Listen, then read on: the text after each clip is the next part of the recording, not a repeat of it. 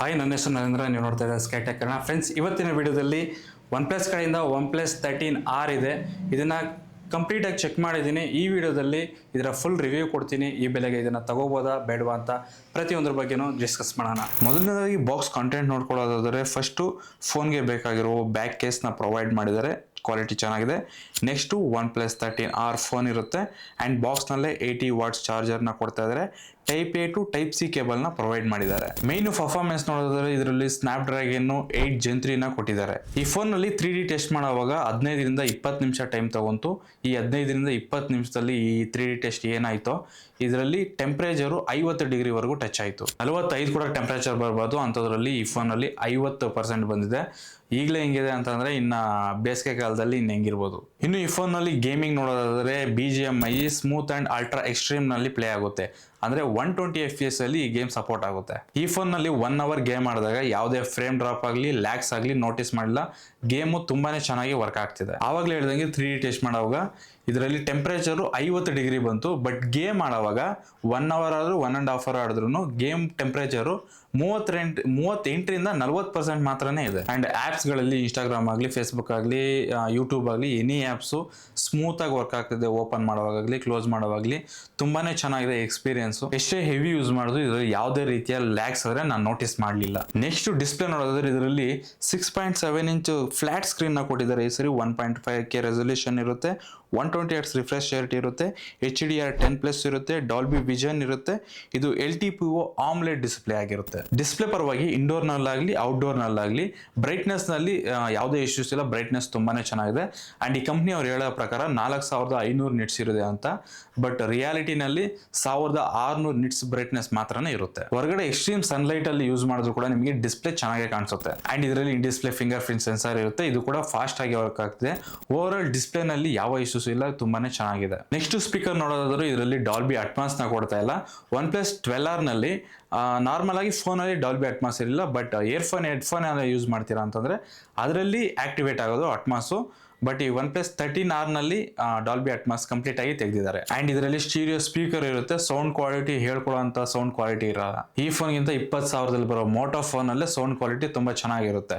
40,000 ಕೊಡ್ತಾ ಇದೀವಿ ಅಂತ ಅಂದರೆ ಸೌಂಡ್ ಕ್ವಾಲಿಟಿ ಇನ್ನು ತುಂಬಾನೇ ಇಂಪ್ರೂವ್ ಮಾಡಬೇಕಿತ್ತು. ನೆಕ್ಸ್ಟ್ ಕ್ಯಾಮ್ರಾ ನೋಡೋದಾದ್ರೆ back side main camera 50 megapixel ಇರುತ್ತೆ. 50 ಮೆಗಾಪಿಕ್ಸೆಲ್ ಟೆಲಿಫೋಟೋ ಕ್ಯಾಮ್ರಾ ಇರುತ್ತೆ. 8 megapixel ultra wide angle camera ಕೊಟ್ಟಿದ್ದಾರೆ. ಆ್ಯಂಡ್ 60 ಮೆಗಾಪಿಕ್ಸೆಲ್ ಫ್ರಂಟ್ ಕ್ಯಾಮ್ರಾ ಕೊಡ್ತಿದ್ದಾನೆ. ಮೈನ್ ಕ್ಯಾಮ್ರಾ ಯೂಸ್ ಮಾಡ್ಕೊಂಡು ತೆಗೆದಿರೋ ಫೋಟೋಸ್ನ ನೀವು ಸ್ಕ್ರೀನ್ ಮೇಲೆ ನೋಡ್ತಾ ಇರ್ಬೋದು. ಅದರ ಕ್ವಾಲಿಟಿ ಹೇಗಿದೆ ಅಂತ ಪರವಾಗಿಲ್ಲ, ಒಂದು ಲೆವೆಲ್ಗೆ ಬರ್ತಿದೆ.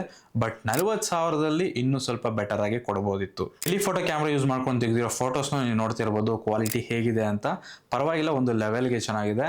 ಬಟ್ ಲೋ ಲೈಟಲ್ಲಿ ನೀವು ಎಲ್ಲಾದರೂ ಫೋಟೋಸ್ ತೆಗಿತೀರಾ ಅಂತಂದರೆ ನಿಮಗೆ ಡೀಟೇಲ್ಸು ಅಷ್ಟು ಚೆನ್ನಾಗಿ ಇರಲ್ಲ, ನಾಯ್ಸ್ ಜಾಸ್ತಿ ಇರುತ್ತೆ. ಇನ್ನು 8 ಮೆಗಾಪಿಕ್ಸೆಲ್ ಕೊಟ್ಟಿರೋ ಈ ಅಲ್ಟ್ರಾ ವೈಡ್ ಆಂಗಲ್ ಫೋಟೋಸ್ ನೋಡ್ತಿರ್ಬೋದು. ಫೋಟೋಸ್ ಎಲ್ಲ ನಿಮಗೆ ತುಂಬ ಸಾಫ್ಟ್ ಮಾಡುತ್ತೆ, ಡೀಟೇಲ್ಸ್ ಇರಲ್ಲ. ಈ ಕ್ಯಾಮ್ರಾನ ಕೊಡದೇ ಇದ್ದಿದ್ರು ಚೆನ್ನಾಗೇ ಇರೋದು. ಫ್ರಂಟ್ ಕ್ಯಾಮ್ರಾ ಯೂಸ್ ಮಾಡ್ಕೊಂಡು ತೆಗೆದಿರೋ ಫೋಟೋಸ್ನ ನೀವು ನೋಡ್ಬೋದು ಹೇಗಿದೆ ಅಂತ. ಡೇ ಟೈಮ್ನಲ್ಲಿ ಹೊರಗಡೆ ತೆಗಿತೀರಾ ಅಂತಂದರೆ ಇದು ಸ್ವಲ್ಪ ಚೆನ್ನಾಗೇ ಬರ್ತದೆ. ಲೋ ಲೈಟಲ್ಲಿ ತೆಗಿತೀರಾ ಅಂತಂದರೆ ಇದರಲ್ಲೂ ನಿಮಗೆ ಡೀಟೇಲ್ಸು ಮಿಸ್ ಆಗುತ್ತೆ. ವಿಡಿಯೋ ರೆಕಾರ್ಡಿಂಗ್ ನೋಡೋದಾದ್ರೆ back side main camera use ಮಾಡಿಕೊಂಡು 4K 60 FPS ನಲ್ಲಿ ವಿಡಿಯೋ ರೆಕಾರ್ಡ್ ಮಾಡ್ಬೋದು. ಸ್ಟೆಬಿಲೈಸೇಷನ್ ತುಂಬ ಚೆನ್ನಾಗಿರುತ್ತೆ. ವಿಡಿಯೋ ಕ್ವಾಲಿಟಿ ಒಂದು ಲೆವೆಲ್ಗೆ ಓಕೆ, ಅದು ಮೈನ್ ಕ್ಯಾಮ್ರಾ ಯೂಸ್ ಮಾಡ್ಕೊಂಡು ತೆಗೆದ್ರೆ ಮಾತ್ರನೇ. ಟೆಲಿಫೋಟೋ ಮತ್ತು ಅಲ್ಟ್ರಾ ವೈಡ್ ಆಂಗಲ್ ಕ್ಯಾಮ್ರಾಯಿಂದ ನೀವು ವಿಡಿಯೋ ರೆಕಾರ್ಡ್ ಮಾಡ್ತೀರಾ ಅಂತಂದರೆ ಎರಡರಲ್ಲೂ ಕೂಡ 1080p 30 FPS ಮಾತ್ರನೇ ವಿಡಿಯೋ ರೆಕಾರ್ಡ್ ಮಾಡ್ಬೋದು. ಇದರಲ್ಲಿ ನಿಮಗೆ ಕ್ವಾಲಿಟಿ ಏನು ಅಷ್ಟು ಚೆನ್ನಾಗಿರಲ್ಲ. ಇನ್ನು ಇದರಲ್ಲಿ ಫ್ರಂಟ್ ಕ್ಯಾಮ್ರಾ ನೋಡೋದಾದ್ರೆ ಈಗ ಬರ್ತಾ ಇರೋ 20,000ದಲ್ಲೂ 4K ರೆಕಾರ್ಡಿಂಗ್ ಕೊಡ್ತಾ ಇದ್ದಾರೆ. ಅಂಥದ್ದು ಇವ್ರು ಇನ್ನು 1080p 30 FPS ಮಾತ್ರನೇ ಈ ವಿಡಿಯೋ ರೆಕಾರ್ಡ್ ಆಗುತ್ತೆ. ಇದು ಕೂಡ ನಿಮಗೆ ಕ್ವಾಲಿಟಿ ಚೆನ್ನಾಗಿರಲ್ಲ. ಓವರ್ ಆಲ್ ಕ್ಯಾಮ್ರಾ ಬಗ್ಗೆ ಹೇಳಬೇಕು ಅಂತಂದರೆ ಹಿಂದ್ಗಡೆ ಕೊಟ್ಟಿರೋ ಮೈನ್ 50 ಮೆಗಾಪಿಕ್ಸೆಲ್ನ ಯೂಸ್ ಮಾಡಿಕೊಂಡು ಫೋಟೋಸ್ ವಿಡಿಯೋಸ್ ತೆಗಿತೀರಾ ಅಂತಂದರೆ ಒಂದು ಲೆವೆಲ್ ಚೆನ್ನಾಗೇ ಬರುತ್ತೆ. ಆ ಒಂದು ಕ್ಯಾಮ್ರಾ ಬಿಟ್ಟು ಮಿಕ್ಕಿದೆಲ್ಲ ಡಮ್ಮಿನೇ. ಮೇನ್ ಪ್ರಯಾರಿಟಿ ನಿಮಗೆ ಕ್ಯಾಮ್ರಾ ಅಂತ ಅಂದ್ಕೊಂಡ್ರೆ ಈ ಫೋನ್ನ ಸ್ಕಿಪ್ ಮಾಡಿ. ನೆಕ್ಸ್ಟ್ ಬ್ಯಾಟ್ರಿ ನೋಡೋದು ಇದರಲ್ಲಿ 6000 mAh ಸಿಲಿಕಾನ್ ಬ್ಯಾಟ್ರಿನ ಪ್ರೊವೈಡ್ ಮಾಡಿದ್ದಾನೆ. ಬಾಕ್ಸ್ನಲ್ಲೇ 80 ವಾಟ್ಸ್ ಚಾರ್ಜರ್ನ ಪ್ರೊವೈಡ್ ಮಾಡ್ತಿದ್ದಾರೆ. OnePlus ಸ್ಮಾರ್ಟ್ ಫೋನಲ್ಲಿ ಬಾಕ್ಸ್ನಲ್ಲಿ 100 ವಾಟ್ಸ್ ಚಾರ್ಜರ್ನ ಕೊಡ್ತಾ ಇದ್ದಾರೆ. ಈ ಸರಿ ತಂದಿರೋ OnePlus 13ನಲ್ಲಿ 40,000 ಇಟ್ಟು ಇದರಲ್ಲಿ 80 ವಾಟ್ಸ್ ಮಾತ್ರನೇ ಚಾರ್ಜರ್ನ ಕೊಟ್ಟಿದ್ದಾನೆ. ಅಫ್ಕೋರ್ಸ್ ನಿಮಗೆ 20 ವಾಟ್ಸ್ನಲ್ಲಿ ದೊಡ್ಡ ಡಿಫ್ರೆನ್ಸ್ ಏನಿರಲ್ಲ, 5 ನಿಮಿಷನೂ ನಿಮಗೆ ಹೆಚ್ಚು ಕಮ್ಮಿ ಇರಲ್ಲ. ಬಟ್ ಕೊಡ್ಬೋದಿತ್ತಲ್ಲ, 100 ವಾಟ್ಸೇ ಕೊಡ್ಬೋದಿತ್ತಲ್ಲ. ಆ್ಯಂಡ್ ಇದು 0 to 100 ಫುಲ್ ಚಾರ್ಜ್ ಅದಕ್ಕೆ 1 ಅವರ್ ಟೈಮ್ ತಗೊಳುತ್ತೆ. 1 ವರ್ಕಿಂಗ್ ಡೇ ಈಸಿಯಾಗಿ ಯೂಸ್ ಮಾಡ್ಬೋದು. ನೀವೇನಾದರೂ ಫ್ರೀ ಇಲ್ದಂಗೆ ಕಂಟಿನ್ಯೂಸ್ ಆಗಿ ಯೂಸ್ ಮಾಡ್ತೀರಾ ಅಂತ ಅಂದ್ರೆ 7 to 8 ಅವರ್ಸ್ ಬ್ಯಾಟರಿ ಬ್ಯಾಕಪ್ ಬರುತ್ತೆ. ಇನ್ನು ಇದು ಆಕ್ಸಿಜನ್ OS ನೊಂದಿಗೆ ಬರುತ್ತೆ. ಇದರಲ್ಲಿ ಆಂಡ್ರಾಯ್ಡ್ 15 ರನ್ ಆಗ್ತಿದೆ. ಫೋನ್ ಯೂಸ್ ಮಾಡಕ್ಕೆ ಯೂಸರ್ ಎಕ್ಸ್ಪೀರಿಯನ್ಸ್ ತುಂಬಾನೇ ಚೆನ್ನಾಗಿರುತ್ತೆ. ಯಾವುದೇ ರೀತಿ ಲ್ಯಾಗ್ಸ್ ಇರಲ್ಲ. ನೀವು ಆ್ಯಪ್ಸ್ ಓಪನ್ ಮಾಡೋವಾಗಲಿ ಕ್ಲೋಸ್ ಮಾಡೋವಾಗಲಿ ಯಾವುದೇ ರೀತಿ ಲ್ಯಾಗ್ಸ್ ಇಲ್ದಂಗೆ ಸ್ಮೂತ್ ಆಗಿ ವರ್ಕ್ ಆಗುತ್ತೆ.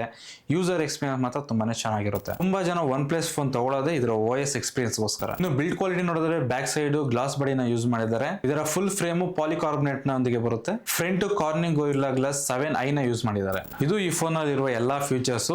ಈ ಫೋನ್ ನಿಮಗೆ 42,000ಕ್ಕೆ ಬರುತ್ತೆ. ಕಾರ್ಡ್ ಆಫರ್ ಯೂಸ್ ಮಾಡ್ತೀರಾ ಅಂತಂದ್ರೆ 40,000ಕ್ಕೆ ಬರುತ್ತೆ.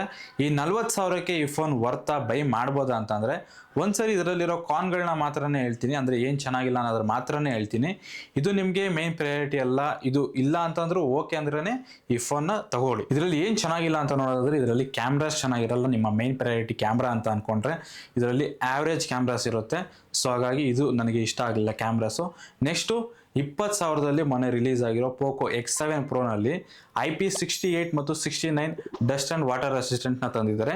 ಈ ಫೋನ್ ನಲ್ಲಿ 40,000 ಇಟ್ಟಿರೋ ಈ ಫೋನ್ ನಲ್ಲಿ IP65 ಮಾತ್ರನೇ ಕೊಡ್ತಾ ಇದ್ದಾನೆ. ಅಂಡ್ ಸೌಂಡ್ ಕ್ವಾಲಿಟಿ ಅಂತ ಹೇಳ್ಕೊಳ್ಳೋಂಥದ್ದು ಏನಿರಲ್ಲ. ನೀವೇನೋ ಜಾಸ್ತಿ ಮ್ಯೂಸಿಕ್ ಸೌಂಡ್ ಕ್ವಾಲಿಟಿ ನಿಮ್ಗೆ ಚೆನ್ನಾಗಿರ್ಬೇಕು ಅಂತ ಅನ್ಕೊಂಡ್ರೆ ಆಗ್ಲೂ ನೀವು ಫೋನ್ ನ ಸ್ಕಿಪ್ ಮಾಡಬಹುದು. ಇದರಲ್ಲಿ ಡಾಲ್ಬಿ ಅಟ್ಮಾಸ್ ಕೂಡ ಇರಲ್ಲ. ನೀವು ಆಲ್ರೆಡಿ 12R ನ ಯೂಸ್ ಮಾಡ್ತಾ ಇದ್ದು 13R ಗೆ ಏನಾದ್ರು ಅಪ್ಗ್ರೇಡ್ ಆಗಬೇಕು ಅಂತ ಇದ್ರೆ ಅವಶ್ಯಕತೆ ಇರಲ್ಲ. ನಿಮ್ಗೆ ಅದಕ್ಕೂ ಇದಕ್ಕೂ ದೊಡ್ಡ ಡಿಫ್ರೆನ್ಸ್ ಏನಿರಲ್ಲ. ಮತ್ತೆ ಈ ಫೋನ್ ಯಾರು ತಗೋಬಹುದು ಅಂತ ಅಂದ್ರೆ ನಿಮ್ಗೆ ಒನ್ ಪ್ಲಸ್ ಬ್ರ್ಯಾಂಡ್ ಇಂದಾನೇ ಬೇಕು. ನಿಮಗೆ ಇದರ ಆಕ್ಸಿಜನ್ OS ಇಷ್ಟ ಆಗುತ್ತೆ ಅಂತಂದ್ರೆ ಆಗ ಮಾತ್ರನೇ ನೀವು ಈ ಫೋನ್ ನ ಕನ್ಸಿಡರ್ ಮಾಡ್ಬೋದು. ಅದರ್ವೈಸ್ ಈ ಫೋನ್ ನಿಮಗೆ ಮುಂದಿನ ದಿನಗಳಲ್ಲಿ 35,000ಕ್ಕೂ ಬರುತ್ತೆ. ಆಗ್ಲೂ ಕೂಡ ಈ ಫೋನ್ ನ ನೀವು ಕನ್ಸಿಡರ್ ಮಾಡ್ಬೋದು 35,000ದಲ್ಲಿ. ಇದು ಇವತ್ತಿನ ವಿಡಿಯೋ. ಈ ವಿಡಿಯೋ ನಿಮ್ಗೆ ಇಷ್ಟ ಆಗಿದ್ರೆ ಲೈಕ್ ಮಾಡಿ. ನಿಮ್ಗೆ ಏನಾದ್ರು ಡೌಟ್ ಇದ್ರೆ ಕಮೆಂಟ್ ಮಾಡಿ. Thank you for watching.